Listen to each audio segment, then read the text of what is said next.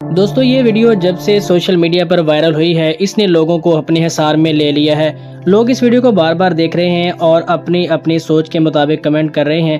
لیکن اس ویڈیو کی تصدیق کے بعد میں آپ کو پہلے بھی ایک ویڈیو میں بتا چکا ہوں کہ جو معلومات سامنے آئی ہیں،